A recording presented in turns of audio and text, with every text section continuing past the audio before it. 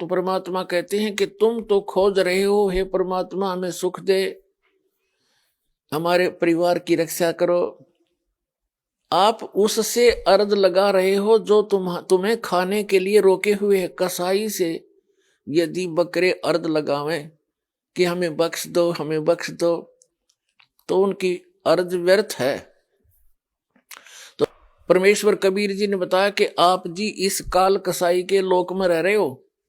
1,00,000 मानव शरीरधारी प्राणी यो नित आहार करता है। इसलिए आप देखते हो किसी का बेटा मर गया, किसी की बेटी मर गई, किसी का पूरा परिवार एक्सीडेंट में नाश हो गया। इसका उद्देश्य ही आपको खाना है और आप इसी से अर्ज लगाते हो। कहते हैं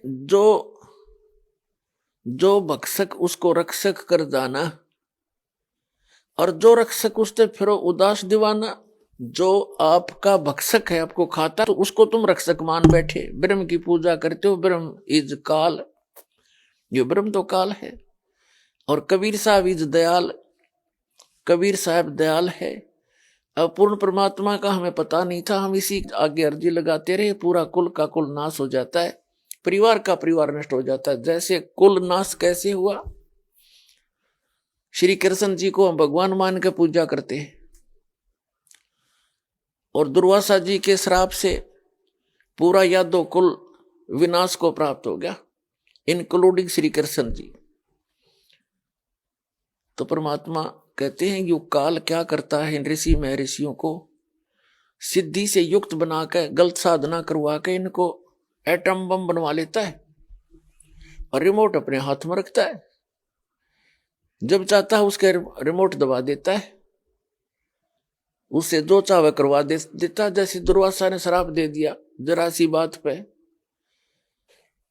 और फिर दुर्वासा के जितनी भी वो हिंसा हुई यादों की, दुर्वासा जी के बैंक अकाउंट में लिख दिया। अब उसको भी भोगने पड़ेंगे वे। तो इसलिए परमात्मा कहते हैं कि हमने ना किसी को बद्दुआ देनी है और ना ही हम दुआ दे सकते, क्योंकि बद्दुआ देना और दुआ देना अपनी गाड़ी में पंचर करने वाली बात है, राम नाम की गाड़ी में। तो ऐसा मूर्ख बालक, या तो बालक कर सके इस काम ने, या कति कोई शराब के नशे में। तो हम ना बालक रहे, क्योंकि परमात्मा का ज्ञान सही हो गया, और ना ही हम इस काल की भांग को पीवेंगे जिससे हमें फिर नशा हो जाए। हम सत्साधना करके मोक्ष प्राप्ति करेंगे।